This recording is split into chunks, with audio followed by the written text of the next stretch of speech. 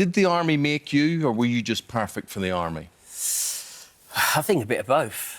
I think with my childhood, I wanted that sense of belonging. I wanted to find a family. My family is quite disjointed, so I think joining the army gave me not only the challenges, but that family unit, but also it gave me that challenge to better myself. So I think a bit of both, mixed together. My friend, I totally get that. And when you read the book, there's a fascinating family story that goes along with it. I understand the army was there and it was your family. What happens when the army ends? You rely on your own family. You know, I think when I was in the military, I did prioritise the military. They were my family, as much as I don't like to admit it, but my actual family sort of came second, you know, and I didn't realise that until I left. So when you leave, you have no choice but to fall back on who's always been there, and that's my wife, Emily, and my children. Yeah, I mean, we're talking about your family's, your childhood. You lost your father when you were very young, which was a horrible shock for you, wasn't it? You were 5 years old. Yes, 5 years old when I lost my father, yeah. And that had a big effect on you. Things didn't go too well after that. What was your childhood like? Well, as a child, as a 5-year-old, you adapt quite quickly. So I suppose that shock sort of subsided very quickly. And it wasn't until later on when I started to find out about my father and I wanted to know about him, the problems sort of came, or, you know... Because your mum had another partner quite quickly, who you right, didn't... correct. Sounds like you didn't get on with. Yes, no, my mother got remarried after 6 to 8 months, and yeah, it was quite a complicated upbringing, and it was not until you're old, until you find out what actually went on, that you actually start to realise that, you know, your upbringing wasn't normal. So going into the Marines, as you did, was it running away in a sense? Yeah. To start with. Do you know what? I look back on it, and it was just wanting to take myself out of that situation, you know. But not only take myself out of the situation, I wanted to be self-sufficient. You know, I wanted to stand on my own 2 feet, and I wanted a challenge. So therefore, I thought, right, move from France, completely separate myself, move back to the UK, join the military, where I'll have a roof over my head, I'll be fed, and also I'll be mentally and physically stimulated.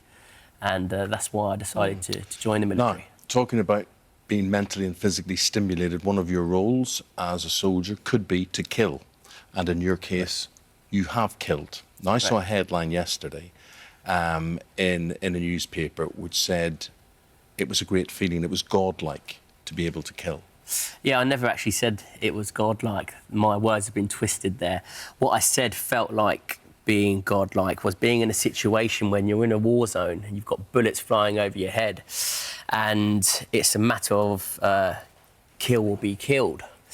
And your senses all work in perfect harmony. You know, your body works in sync and everything slows down. It almost feels like you can control time.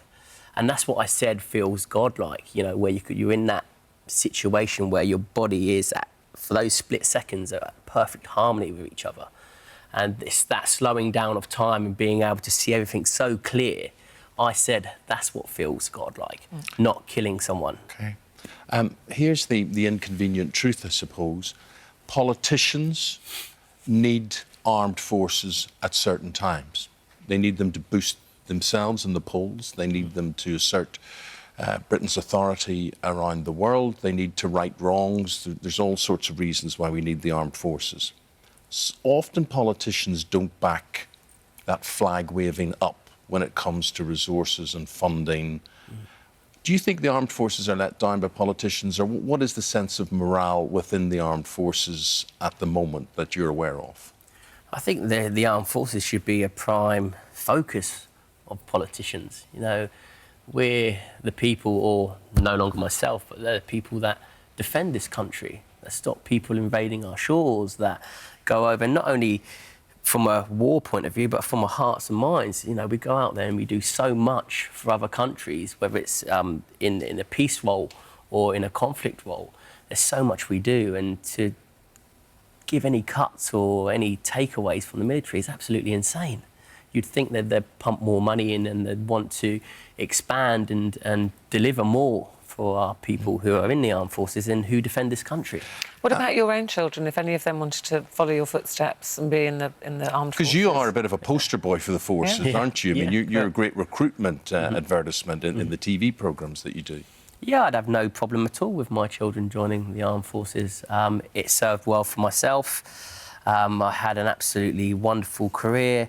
You know, my best days were in the Special Boat Service. You know, I absolutely loved the job that I'd done, and I'd done it to the best of my ability. And if my children wanted to take that route, then I'd be probably the best person to advise them where to go.